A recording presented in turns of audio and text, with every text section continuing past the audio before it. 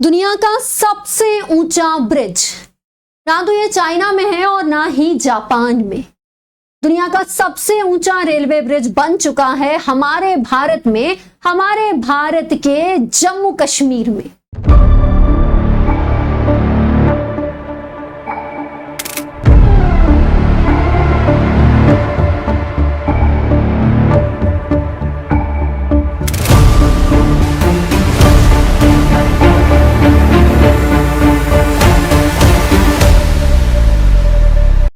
Chenab railway bridge जो कि Eiffel tower से भी ज्यादा ऊंचा है।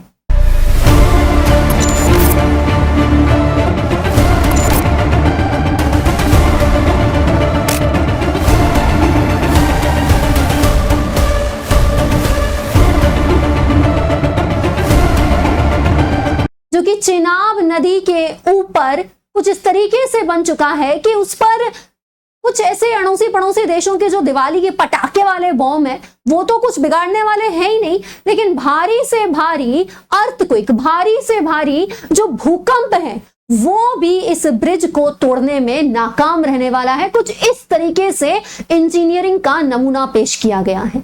अब तक आप लोगों ने इस ब्रिज की बहुत सारी वीडियोस देख ली होंगी और एक प्राउड इंडियन के नाते हो सकता है कि आपने बहुत सारी वीडियो शेयर भी की हो। अभी इसको भी करो और कमेंट बॉक्स में लिखो proud to be an Indian, हमें एक भारतीय होने पर गर्व है।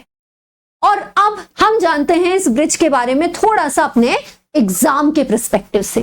देखो भाई, अगर आप जम्मू कश्मीर को देखोगे तो आपको इस तरीके से नक्शा दिखाई देगा। मैंने आपको बहुत अच्छे से सिंधु नदी तंत्र पढ़ाया है, तो आप जानते हैं कि कैसे तिब्बत से ये सिंधु नदी आ रही है चाणक्य बाबा ग्लेशियर से। अब ये जो हमारी सिंधु नदी है ये इस तरीके से लद्दाख में आती है और लद्दाख के सहारे इस तरीके से पाकिस्तान में चली जाती है। लेकिन सिंधु की बहुत सारी सहायक नदियां हैं जिनमें प्रमुख 5 कौन कौन सी हैं? जिनमें प्रमुख 5 हैं झेलम, चेनाब, रावी, व्यास और सतलुज। तो अब सिंधु की जो सहायक नदी है हमारी चेनाब, इसको ध्यान से देखो। हिमाचल प्रदेश में एक दर्रा है जिसका नाम है बारालाचाला। ला तिब्बती भाषा में दर्रे को ही बोलते हैं, पास को ही बोलते हैं। तो बारालाचाला दर्रे से यहां से 2 छोटी छोटी नदियां निकलती हैं। एक का नाम होता है चंद्रा और दूसरी का नाम होता है भागा। तो मित्र, कहानी ऐसी है कि चंद्रा और भागा मिल करके क्या करती हैं? चंद्रा और भागा मिल करके बनाती हैं इस तरीके से चेनाब। और चंद्रा और भागा नदी जिस तरीके से चेनाब नदी को बनाती हैं, फिर यही नदी आगे जाकर पंचनद का हिस्सा बनकर सिंधु में मिल जाती है। अब यहां पर क्या हुआ है, इसी चेनाब नदी के ऊपर एक बहुत बड़ा रेलवे ब्रिज बना है जो इतना खास इसलिए है क्योंकि ये दुनिया में सबसे ऊंचा रेलवे ब्रिज है, हाईएस्ट इन द वर्ल्ड। अब हम इसको अगर ध्यान से समझना चाहें तो मित्रों ये Udhampur Srinagar Baramulla rail link project का हिस्सा है। अभी ये प्रोजेक्ट क्या है? तो ये प्रोजेक्ट हमारे जम्मू कश्मीर को भारत के बाकी हिस्सों से जोड़ने का कार्य कर रहा है। देखो यहां पर इस चित्र में आपको यहां पे उधमपुर दिख रहा है, यहां पे कटरा दिख रहा है, यहां रियासी दिख रहा है, यहां पे आप लोगों को बनिहाल दिख रहा है, यहां काजीगुंड दिख रहा है, यहां श्रीनगर दिख रहा है, यहां बारामूला दिख रहा है। इस चित्र को अगर थोड़ा सा जूम आउट करके देखोगे तो ये जम्मू कश्मीर है और इसमें यहां पे श्रीनगर है। तो ये अगर श्रीनगर है तो उसके नीचे के हिस्से ये तुम्हें दिख रहे हैं, यहां पे जम्मू नाम का जिला है। तो बात ऐसी है कि जम्मू से श्रीनगर के बीच में यहीं पे आपको कुछ जिले मिल रहे हैं, कटरा, रियासी, बनिहाल, काजीगुंड। तो यहां पे एक रेलवे लाइन बिछाई जा रही है।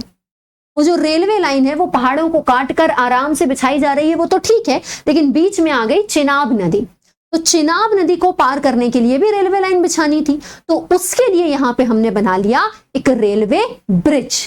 इस तरीके से ऐसे नीचे यहां पे चेनाब नदी बह रही है और ऊपर ये हमारा ब्रिज बन चुका है। तो ये जो ब्रिज है ना, ये कहां बना है? ये ब्रिज बना है रियासी जिले में।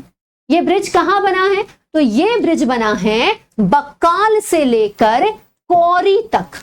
ये जो 2 रेलवे स्टेशन है, ये बक्काल से कौरी तक, ये दोनों आपस में जुड़ेंगी रियासी जिले में। ठीक है जी, वहां पर बना है ये हमारा Chenab railway bridge.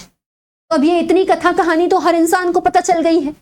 Exam point of view से अब तुम्हें बहुत अच्छे से पता होना चाहिए काजीगुंड सुरंग के बारे में, तुम्हें बहुत अच्छे से पता होना चाहिए श्रीनगर की लोकेशन के बारे में, जम्मू जिले की लोकेशन के बारे में, उधमपुर की लोकेशन के बारे में, इस पूरे प्रोजेक्ट के बारे में, पूरे के पूरे सिंधु नदी तंत्र के बारे में, स्पेशली चिनाब रिवर के बारे में। याद रखना ये चिनाब पे बना है, झेलम पे नहीं। तुम्हें अच्छे से पता होना चाहिए इस क्षेत्र के दर्रों के बारे में, मतलब ये जो पूरा जम्मू कश्मीर लद्दाख हिमाचल प्रदेश वाला एरिया है, इसको जल्दी से रिवाइज कर लो इंडियन ज्योग्राफी के अंदर, क्योंकि यहां से अब प्रश्न बनने की संभावना बहुत बहुत बहुत ज्यादा है। और ये सारी चीजें अगर तुम डेप्थ में पढ़ना चाहते हो, सो वेलकम टू अनअकैडमी। हमारे देश में अगर आप ऑनलाइन पढ़ाई करना चाहते हो तो अनअकैडमी से बेहतर ऑप्शन आपको मिल जाए तो मुझे भी बता देना, क्योंकि मुझे तो इतने सालों से सारे ऑनलाइन प्लेटफॉर्म्स में सबसे बेस्ट अनअकैडमी ही लगा। इसलिए नहीं कि मैं यहाँ पे काम कर रही हूं, इसीलिए क्योंकि यहां पर देश के सर्वश्रेष्ठ एजुकेटर हैं, जो हर एक एजुकेटर अपने एक पर्टिकुलर सब्जेक्ट को लेकर के विशेषज्ञता हासिल कर चुका है और वो अपनी इसी विशेषज्ञता के बल पर आपको लबासना भेजना चाह रहा है। सो यूज डिस्काउंट कोड अपूर्वा23। मेरा अभी इंडियन ज्योग्राफी का कोर्स लाइव चल रहा है अनअकैडमी पे, और 23 जून दोपहर 1 बजे से मैं फिजिकल ज्योग्राफी स्टार्ट कर रही हूं, जहां से ज्योग्राफी की शुरुआत होती है। इसके अलावा हिंदी मीडियम का जो बैच है ये अभी लाइव चल रहा है, इसी बैच में मैं फिजिकल ज्योग्राफी स्टार्ट करने वाली हूं। ठीक है, सो 19,999। तुम खुद जानते हो कि यह कीमत यूपीएससी के सब्सक्रिप्शन के लिए तो सच में कम है। APOORVA23, यही है टेलीग्राम, यही है डिस्काउंट कोड, यही है सब कुछ। कमेंट बॉक्स में जल्दी से लिख दो कि तुम्हें भारतीय होने पर कितना गर्व है। अब तुमसे मुलाकात होगी अगली क्लास में, और अगर प्लस पे आ रहे हो तो फिर मिलते हैं अपन इंडियन ज्योग्राफी में। Thank you so much.